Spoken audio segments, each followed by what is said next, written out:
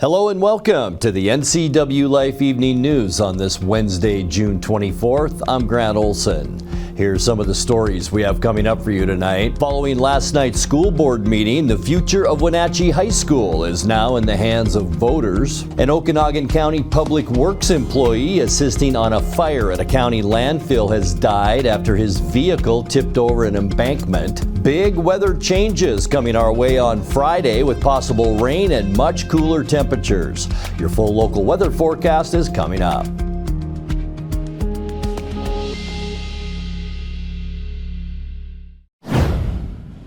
The death of the 53-year-old incarcerated man last April at the Chelan County Regional Justice Center has been declared an overdose.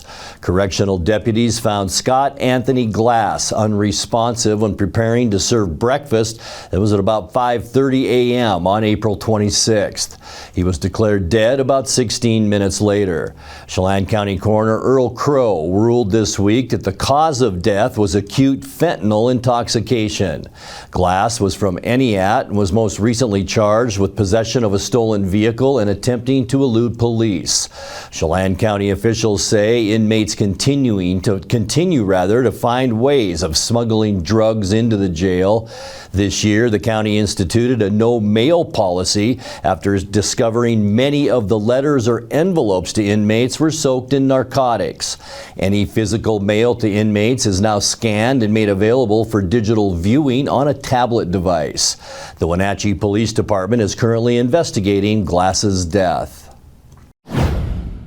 The future of Wenatchee High School is now in the hands of voters. Last night, the Wenatchee School Board unanimously approved a $275 million bond measure that, if approved, would rebuild the high school and replace failing HVAC systems at several other schools. The measure will appear on November 3rd ballots and require a 60% supermajority to pass. During the meeting, board member Julie Norton, who said she was originally skeptical of a bond measure, spoke in favor, saying it's a responsible use of taxpayer funds. The truth is, our facilities are working against us. You can offer a world-class program inside a building that undermines it, and families notice. Prospective students and their parents walk through these doors and make decisions, not just about curriculum, but about the environment that their student will spend 4 years in. I've said it before, there's still students that prefer Running Start to more beneficial and supported college in the classroom program simply because the facilities and environment are not conducive to learning. When the building itself becomes a barrier to enrollment, we have a problem that no program expansion alone can solve. We cannot recruit our way out of the facilities crisis. We have to address both, and this bond is how we address the facility side of the equation. The investment opens doors elsewhere. As I mentioned before, by addressing the high school's most critical needs through the bond, we free up capital to serve our other buildings across the district. A rising tide lifts all ships. This is not a decision that favors one school at the expense of others. It's one that strengthens the entire district. And there's something I want every taxpayer in the room to hear clearly. Every dollar of this bond stays here. It doesn't go to Olympia. It doesn't get apportioned by the state and sent elsewhere. It's raised locally, spent locally, and results are realized right here in our community. It's guaranteed. In reality, as a taxpayer, passing a bond to create a source of funds to make significant improvements is a better use of taxpayer funds than using our general funds to subsidize remedial capital improvements. As a reminder, the general fund is meant to provide for operations, including general education programming. When we have to use those funds for repairs or unforeseen capital improvements, we are losing resources to put towards salaries, supplies, and educational programming. A bond would provide designated funds for capital improvements. The improvements in the form of a new building will help avoid the need for periodic infusions from the general fund, thereby preserving precious resources for general education. I fully acknowledge that our state has not been reliable when it comes to education funding, as we just heard. Our state has created unfunded mandates, made promises it hasn't kept, and especially in regards to education. But this bond is different. This is not a state promise. This is our community making a commitment to itself. It's not subject to the approval or apportionment of Olympia. I recognize it's becoming increasingly hard for families to make ends meet because of taxes and increased costs. I'm also fiscally conservative, and I still support this measure. I support it because I have students that experience this reality, and I've seen the evidence, and I believe this is a responsible choice. My children may never actually spend a day in the new school, but they will fully advocate for improvements for the benefit of others, given their lived experience. This is not an easy choice, but the right one. Multiple firefighting teams continued their efforts today against the Garrett Road fire burning in eastern Douglas and northern Grant County near Sun Lakes. By this afternoon, fire managers said they'd achieved 27% containment on that 3,300-acre fire. It broke out Sunday and burned across 2 state highways by Monday morning. The fire forced level 3 evacuations that displaced campers from Sun Lake Resort and the nearby state park, but those have since been reduced to level 1. Utilities worked to restore power to areas including the resort where electricity was disrupted. The incident team handling the fire says both Highway 2 and Highway 17 west of Cooley City are now open, but fire crews still have a heavy presence and motorists should exercise caution. The Chelan County Clerk's Office is still playing catch-up after the malware attack that crippled county computer systems. County Clerk Marty Young says there are more than 6,000 documents that need to be processed and filed. All of them arrived between May 24th and Monday while the county's systems were offline. The clerk's office processes all records from Chelan County courts, and the electronic filing system it uses to receive new documents is still unavailable until July 1st. Young says while his staff works to clear the backlog, there may be some delays in responding to calls and emails and in handling passport applications. When we come back, 2 North Central Washington daycares were awarded state funding to help renovate their facilities. Link Transit announced Tuesday it would be making changes to the schedules of several of its bus routes taking effect on July 6th. And Freedom Con, what's being called a father-son Christian-based gathering, was held at the Gorge Amphitheater over Father's Day weekend. I'm Grant Olson, and you're watching the NCWLIFE Evening News. Starting tomorrow, the National RV Show is back in Wenatchee, June 25th through 28th at the Town Toyota Center. Free admission, free parking, and exclusive show-only discounts on travel trailers, toy haulers, fifth wheels, and motorhomes from America's top brands, including an enormous selection of Grand Design RVs. Factory manufacturers reps will be on site offering additional savings, plus banks on site for immediate financing approvals. Plus, 3 winners will be chosen Sunday at 3 p.m. to win a 75-inch TV, a Traeger grill, or a Yeti cooler. Get details now at nationalrvshowwenatchee.com. Slide and surf all summer long. Soundwave Saturdays, more than a surf park, it's the summer scene.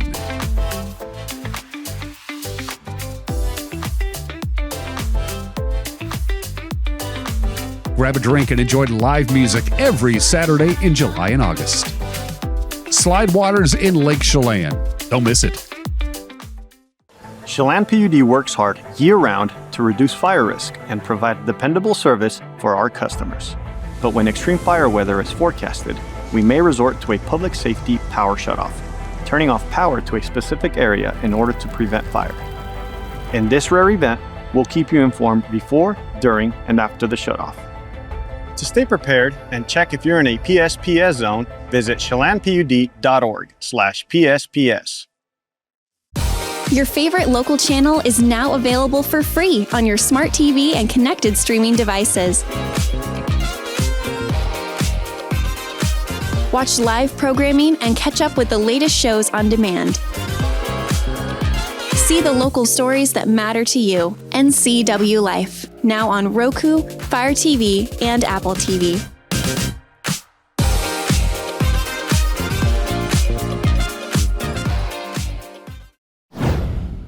An Okanagan County Public Works employee assisting on a fire at a county landfill has died after his vehicle tipped over an embankment. It happened early Tuesday.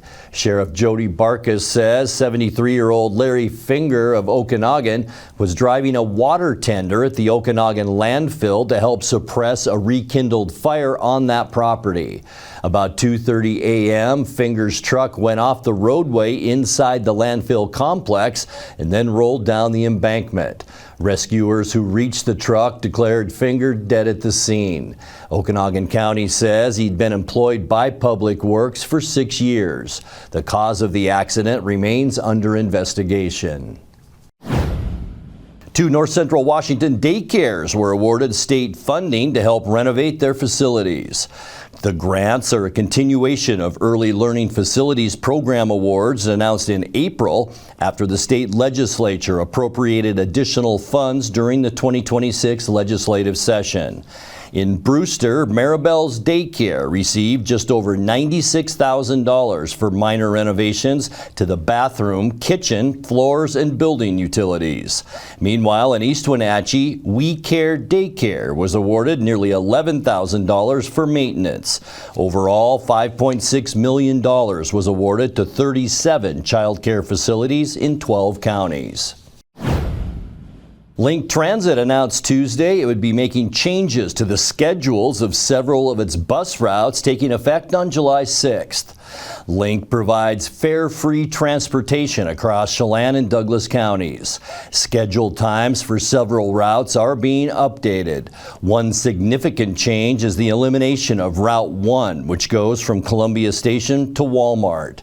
In its stead, Route 2, which already serves all the same stops, will increase its frequency to every 15 minutes. New schedule books will be available on buses and at the main terminal at Columbia Station by July 1st. The changes can also be viewed on Link Transit's website. Freedom Con, what's being called a father-son Christian-based gathering, was held at the Gorge Amphitheater over Father's Day weekend. Our news team was allowed into that event. NCWLIFE News Director Rick Boone reports. This is a docu-story of us being invited to this private event, NCWLIFE and Wenatchee World. We were only one of 2 media organizations that were invited to cover this event, Freedom Con 2026. It was us and a reporter from the New York Times. And we both had the same perspective in our reporting at this event. Just report what we see and get it out there to folks who may not know what's going on behind these gates at this event.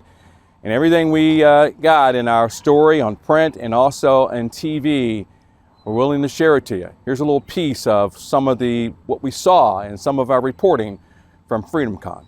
What I'm focused on right now is my generation. I really feel like my generation, the up and coming generation, we have so much potential to make a lot of change.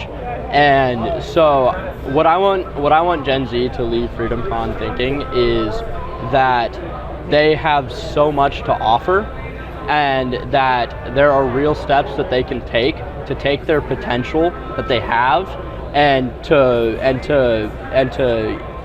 experience the power of the Holy Spirit and to let their lives be an outworking of that. And you can check out the entire story, the entire video of our reporting. It's called documentary style. We call it a docu-story on WenatcheeWorld.com. It's about 12-15 minutes. Check it out. It'll give you an idea of some of the things we experience. Hear some of the interviews, a little bit more full length. And you decide. You decide what you think about this story. You decide what you think about Freedom Con 2026. Rick Boone, NCWLIFE News. Coming up next, 2 eagle chicks were rescued near the Bonneville Power Valhalla substation at Rock Island and later returned to the Wenatchee area after a local wildlife photographer found a suitable nest. Washington State University shared a video about their odyssey. That's coming up in tonight's feature story. One more day above normal temperatures tomorrow before we see a wet and cooler weather pattern beginning on Friday. I'll have your full local weather forecast, and Nathan Eshelman will be in with a look at all things sports as the NCWLIFE Evening News continues after these messages. Celebrate America at the Real Homes Rock Fest on the last Saturday in June.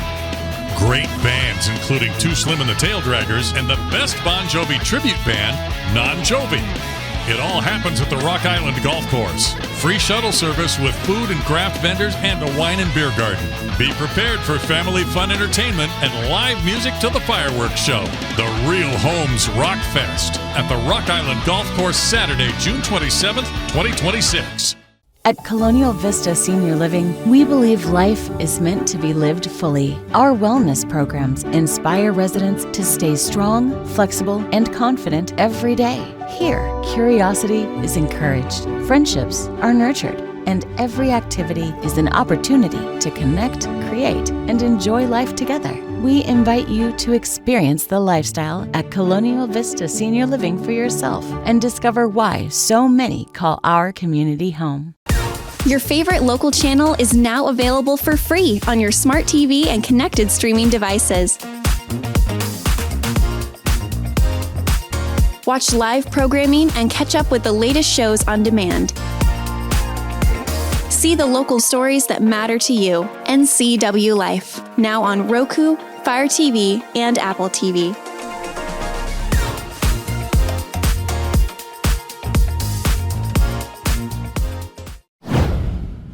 A nest of fledgling bald eagles was safely recovered this spring from a power pole outside Wenatchee and then returned to the wild here in the valley.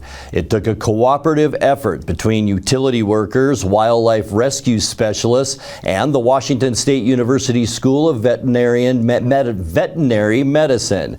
2 eagle chicks were rescued near the Bonneville Power Valhalla substation at Rock Island and later returned to the Wenatchee area after local wildlife photographer Chelan found a suitable nest. Washington State University shared this video about their odyssey. As we're coming up on our country's 250th anniversary, I think it's a wonderful opportunity to reflect on the amazing story of the bald eagle. Washington State University is one of the few centers in the area that's able to provide full care wildlife rehabilitation and veterinary services to wildlife that are in need.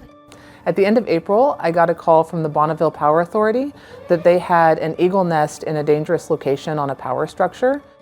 And then they called again the following day to say that they were en route with a chick who was probably only days old and one that was literally hatching from the egg as they were talking to me. The chicks were so young, if things aren't handled just right, then we can run into trouble.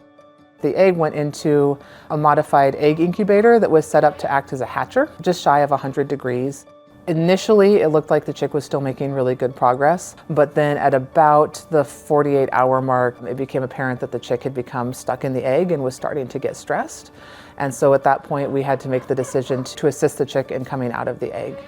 Emotions were definitely very high while I was trying to get that stuck chick out of the egg, and it's definitely unlike anything that I've done in my career to date. When it first hatched, it weighed about 2 ounces, especially when you consider that these eagles are going to get to 6 to 10 pounds in the amount of time that it takes them to get all the way to fledgling, which is only about 12 weeks.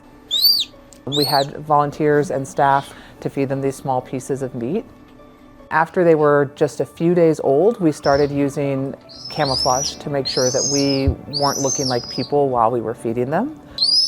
And then we even ordered online a couple of little cheesy bald eagle puppets, but they had the big points, which was we needed a white head, a yellow beak, appropriate colored eyes, and it needed to be coming towards them with the food. So as soon as these chicks came in, I started speaking with experts across the country. And after some discussion, we decided that moving them up into a surrogate or foster nest with other bald eagle chicks would be their absolute best chance to grow up as normal, natural bald eagles. The Friday before Memorial Day weekend, we got a lead on a nest in the Wenatchee area. We confirmed with both Washington Department of Fish and Wildlife and U.S. Fish and Wildlife Services that we were approved to go ahead with this renesting effort. And while we were working on getting those permissions, we were also reaching out to somebody who could actually climb the tree to get these chicks back into the nest. So once he was up in the tree, then he spent a little bit of time securing some ropes. Then he sent another rope down and then put them in one at a time for him to pull up to the tree. And then he had to, of course, do the lift to get them up over the edge of the nest. We get the question about how the parents tolerate extra babies. I think part of it is just that The adult response is so hardwired in that if the baby is there and it's begging, they're going to feed it. We were all definitely on pins and needles the next day because the same photographer who had found the nest for us was there and was keeping an eye on the nest daily. And when we got the confirmation that she saw 3 chicks and that she saw all 3 chicks being fed by mama, that was a wonderful moment. I think that as we're coming up on the 4th of July, we're going to see a lot of bald eagle pictures around. They're going to be everywhere. And I think it's very easy to focus on the country that we're celebrating. But also I think it does provide a little bit of an opportunity to reflect on the animal that we've chosen as our national symbol. You know, this is a great time too to just give a little thought to things we can do to support the bald eagle that means so much to us. There is a very solid possibility that these chicks that we released and put back up into that nest as we're approaching our 250th anniversary for our country will just be coming into their prime at our 275th. It's really an honor to get to work with these amazing birds.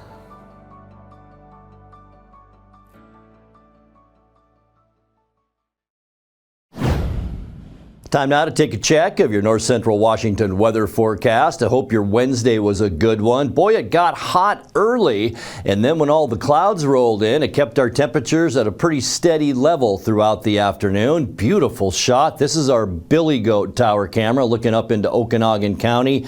There is Pateros and Brewster just up the highway there. You can see lots of clouds, and we all had that across North Central Washington. Some shower activity, not any heavy thunderstorm activity that was reported anyway, but boy, it sure looked like it could do it, didn't it, at times today? Just one of those days that was cloudy and above normal as far as temperatures go, but I hope you enjoyed that, because as we look forward into Friday and our weekend, we have about a 50% chance of rain showers on Friday and much cooler. We are only going to get into the mid-70s for high temperatures by the end of the week. Saturday, rain showers a possibility, some breezy conditions. We're going to stay on the cool side into the mid-70s. By Sunday, I don't think we'll see a lot of that. I think mainly just clouds for us on Sunday with temperatures once again only in the mid-70s. So all 3 days will be below normal as far as temperatures go. But we weren't below normal today. Once again, unofficially above normal. In fact, 8 degrees above normal for our high at 88, and also 8 degrees above our normal low temperature at 64 this morning.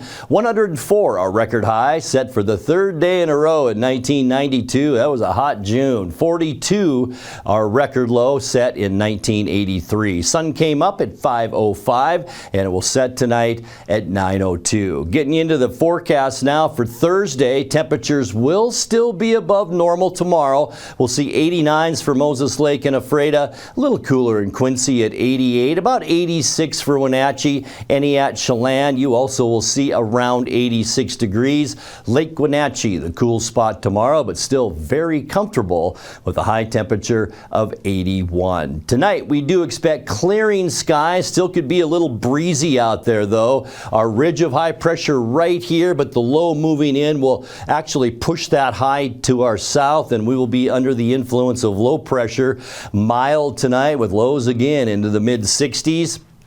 For your Thursday, a few more clouds out there because of this area of low pressure. You can see most of Washington will see a deck of clouds tomorrow, but not bad. Temperatures into the mid-80s, and then the changes come in on Friday. Big northwesterly flow. We will see a 50% chance of rain showers. Boy, western Washington really will see that, but you can see all of us in the state will have a chance for rain with highs Friday only into the mid-70s, and then for our upcoming weekend, cloudy skies for Saturday, a little bit breezy at times, about a 30% chance of rain. It looks a lot wetter than that, though, doesn't it, for Saturday? High temperatures only in the low to mid-70s, almost 10 degrees below where we should be. Sunday, partly cloudy, and yes, that wind returns on Sunday. We'll see cool temperatures continue on the end of the weekend.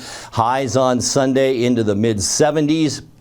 And then as we kick off our next work week on Monday, the final few days of June, partly cloudy on Monday and still just a little bit breezy, but look at the wind back into Montana. High temperatures getting a little bit warmer, near 80 for Monday. And then for Tuesday, Back to the weather that we're used to in June. Mostly sunny skies on Tuesday and seasonal with high temperatures once again right around 80 degrees.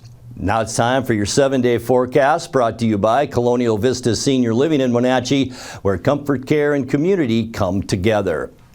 65 overnight tonight. Boy, that is mild, and we've been there the last few nights.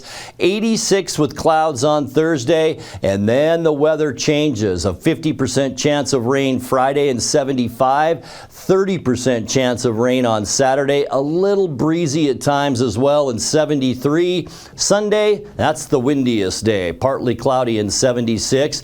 Still a little bit breezy on Monday and 78 for our high. And then our nicest day, Tuesday. Mostly sunny and seasonal with high temperatures of 79. And that's a look at your North Central Washington weather forecast. Coming up next, tonight's sports report with Nathan Eshelman and much more as the NCWLIFE Evening News continues right after this.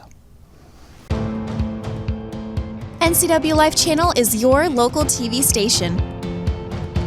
We believe in being the spotlight and mirror to the communities we serve in North Central Washington. Programming on NCWLIFE would not be possible without our sponsors.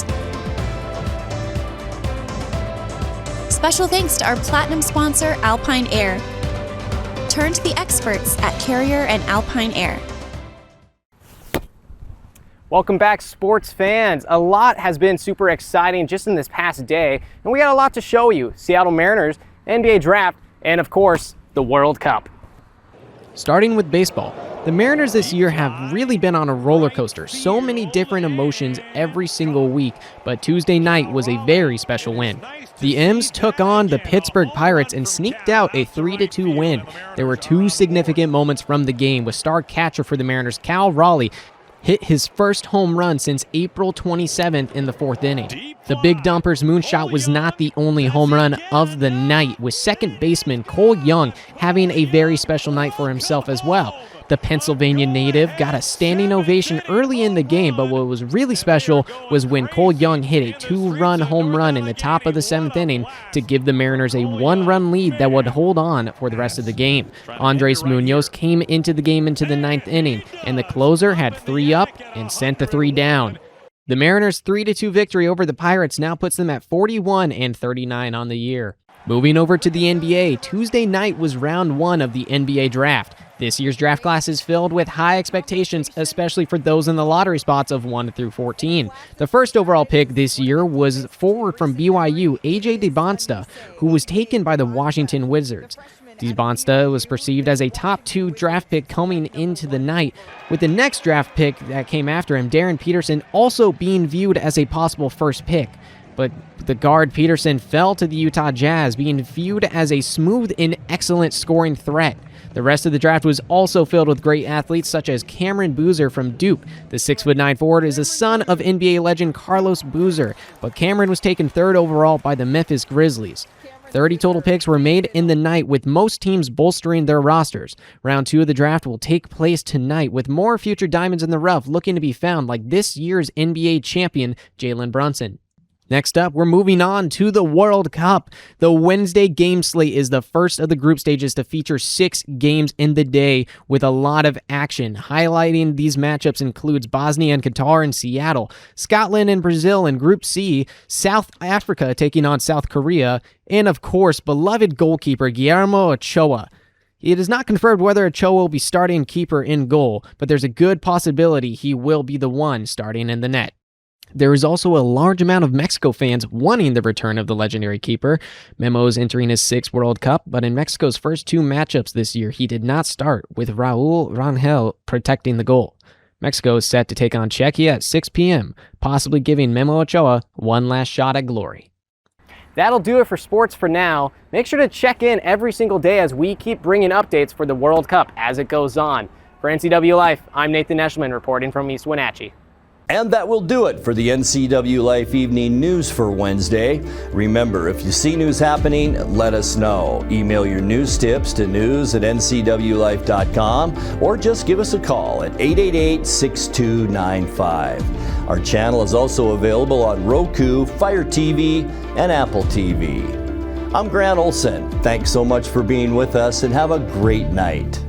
Tune in Monday through Friday at 5, 6, and 10 for the NCW Life Evening News, or go to our website at ncwlife.com, or you can visit us on Facebook. North Central Washington, the NCW Life channel has you covered.